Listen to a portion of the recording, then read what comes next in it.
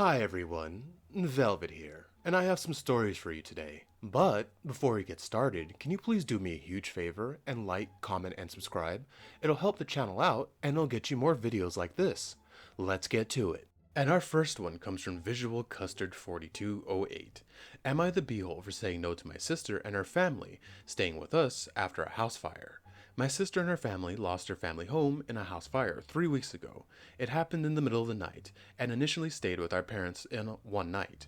But our parents have a one-bedroom house, and space was not optimal for that, so they asked if they could stay with my wife and I, and our kids. We said no. We said no for mostly one reason, but kinda two. For about 2.5/3 years now, my sister has been tough on my wife when it comes to what we feed our kids. She focuses on my wife far more than me, but it does come back on me too. We don't keep sugar or junk food from our kids. We don't deprive them of that. We simply keep things balanced. Sounds smart to me. Plus, no matter what you do, as soon as your kids are able to go somewhere like a friend's house, they're gonna, see that show, play that game, eat that sugar. You know what I mean? So if you get them used to it and get them controlled to it, they know what to do. You know what I mean? But back to it. We make veggie pancakes, we make healthier pizzas, we allow snacks like chocolate, ice cream, or cake. We offer our kids sauces, and not all of them are homemade, but some are. My sister is so judgmental about it. She didn't let any of her kids have any kind of junk snack until they reach school and they can only eat something like chocolate at birthday parties. They limit the number of those they can attend in close proximity so they don't get 2 days of junk food in a week or more than 3 days of junk food a month. My sister or her husband will also stay at parties, even the ones the 10-year-old is invited to make sure they go for the salad over the pizza. If they have chips and candies, oh man, those kids are gonna start to rebel hard against those parents. When your grip is that tight, whew. My sister acts like her kids eating a chocolate treat or a few chips is the end of the world. She was especially horrified to find out we gave our kids fries with tacos one night. What's wrong with fries and tacos? I like tacos and fries are good too as long as you're not eating, a mountain of them. And that another night we gave chicken bites with potato cakes. What's a potato cake? I don't know what that is. And not plain chicken once the potato cakes were involved. Veggies were included both times, but the idea of two less clean foods horrifies her. My sister-in-law, wife's sister, is a pediatric dietitian, and she loves how we feed our kids.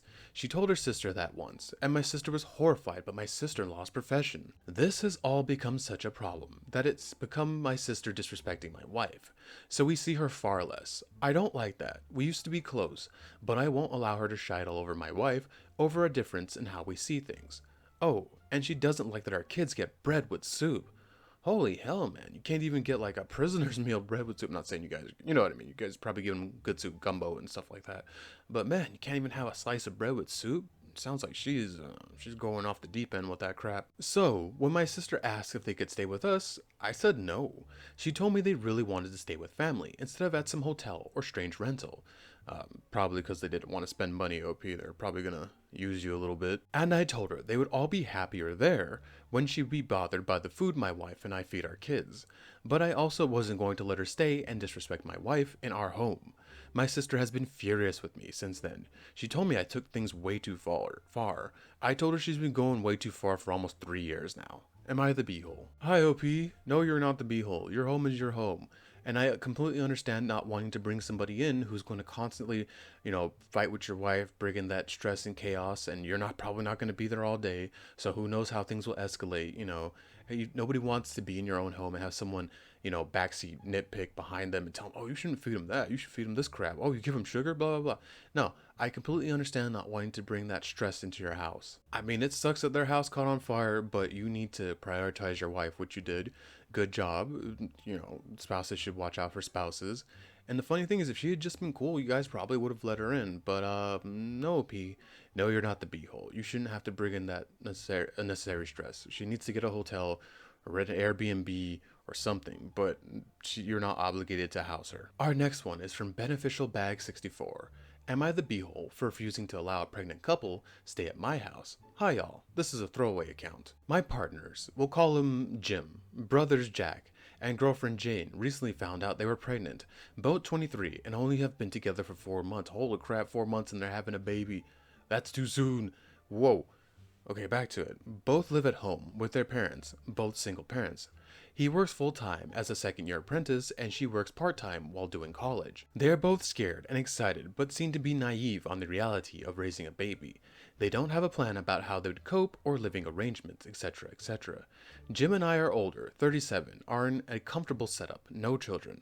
However, I've made it clear I don't want them to rely on us for somewhere to live or money. They have to manage the situation themselves. Jim and I agreed on this, expecting some kind of request for help. As expected, the first request came, asking if they can stay with us till they can get some money together after the baby is born. Don't do that, OP. They're gonna get stuck in there and you're gonna have to fight them to get out. We said no. Okay, good job. They complained and said we have spare rooms and they'll contribute. Our concerns are, this will become a financial burden on us and we'll end up paying many of their expenses. I don't know Jane. I have met her 3 times. I don't know how she'd be to live with. Oh, that's a good one for me. This is a stranger basically coming into your house and you're going to be alone with her? I work from home 3 days a week. Oh yeah, there you go. And need some quiet. That's going to be hard with a baby around. Yup, you got to prioritize yourself. Like I said, not like I said, but that's not your baby, OP. That's not your burden to deal with. That's them. They should not do that. I'm not saying, don't have babies in your 20s. That's only if you got your shite together. And you know what I mean? You got a roof over your head. You got a steady income, blah, blah, blah, blah, blah. And you guys have been together for years. And you really and truly love each other. Not 4 friggin' months. But back to it. I know her family and friends are all close and spend a lot of time together. I don't want my house to be a hangout spot for people I don't know. Yeah, OP, that's gonna happen. Maybe not on the 3 days you work from home, because she knows she probably can't get away with it. But when you and your husband are gone, she's gonna have all kinds of people stomping through your house. And I'm with you. I don't want people touching my stuff. I don't even like throwing house parties because I don't want people in my house touching stuff and breaking stuff. You know what I mean? I completely get that, OP, but back to the story. They would not give a time frame. There has been no planning here, so I have no idea how long they would even stay, or if they would stick to a plan anyways. They also couldn't confirm their plan after they got their money together. No idea about the area they live in, the cost of rent and utilities, etc., etc. We know that they are welcomed at Jack's mother's house. Oh, well, problem solved, go where you're wanted. They will just have to make do with one room for the 3 of them. Okay. Jack's mother also gets heavily subsidized utilities, so it'll have a minimal impact on them from a financial perspective. Ever since we said no, their family has been hounding us and acting like we're abandoning them. Oh, that would piss me off too. That other person's family's trying to look down on you and lecture you. Let them take them. Screw them. They're not out on the street. They're just going to be in a tight space and inconvenienced for a while. Yeah, OP, that's not your problem, and they're welcomed at this place. Go there. I'm pretty firm on this stance. They are not entitled to our space or resources, and made the choice to have a baby, but made no independent plans on how to manage it. True, OP. And you know what's gonna happen? They're gonna try to pawn that baby on you to go do things. They're still young. They're gonna want to go out and party and have fun and all that crap. And they're gonna try to make you, their free babysitter. It's gonna happen. You know it's gonna happen. I would be interested to hear other people's views on this. Am I the beehole? Or are they being entitled? Oh, they are absolutely being entitled. I think they want to live with you because they can have more freedom because they're not living with someone's mom. But yeah, 100% entitled. Like you said, they're not resources and anything like that. And you need to tell them to get what's her face's family out of your face. They need to back the F off. And if they're bent on helping them, they let them open their places to them and let them take them. You don't have to do it. You know what I mean? And they're okay, I've seen people with 20s make it and have babies, no problem. But they're too young right now because they still don't have a plan, like you said. And they're gonna pawn that baby off on you, OP. And they're probably gonna become real lazy, not pull their weight, not clean anything, just destroy things. You're gonna have that baby crying in your ear while you're trying to get some work done. OP, not the beehole. You are not obligated to house them. Like you said, they are not starving. They are not in the streets. They chose to have this baby. They need to figure it out themselves.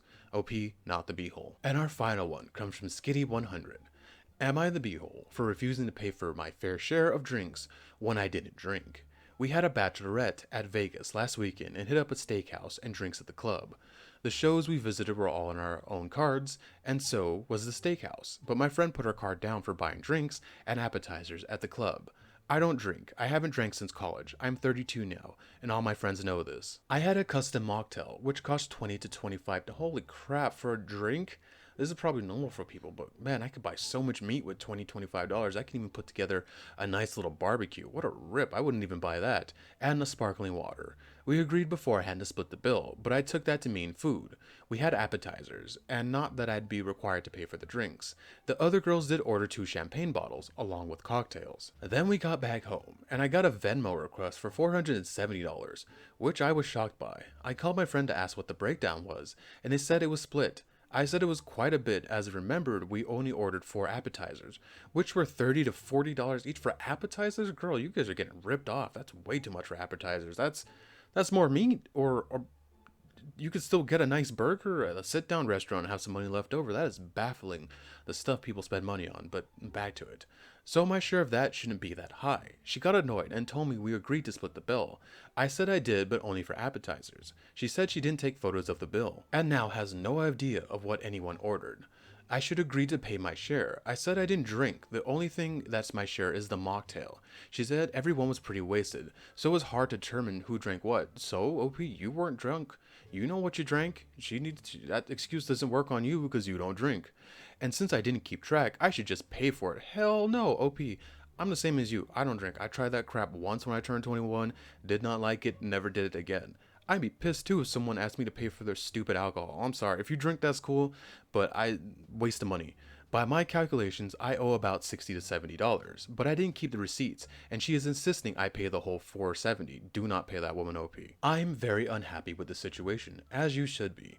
I told another friend about this. She acknowledged that I owe less than what I'm being told to pay, but is said out of the girls, I clearly had the best job, so that doesn't frickin' matter. You didn't drink the alcohol. They did. And the 2 friends were living with their parents. Again, who cares? That shouldn't factor into anything. And working near minimum wage. Again, who cares? I should just pay and call it even. Oh, hell no. I'm feeling like I got fleeced because my flights and hotels wasn't even as expensive as this one night out. OP, don't pay her a damn thing. I'd be done with this friendship either way. I see people in the comments saying go to the place and get a receipt printout. I think you could do that. I'm pretty sure they keep those receipts on file for a while.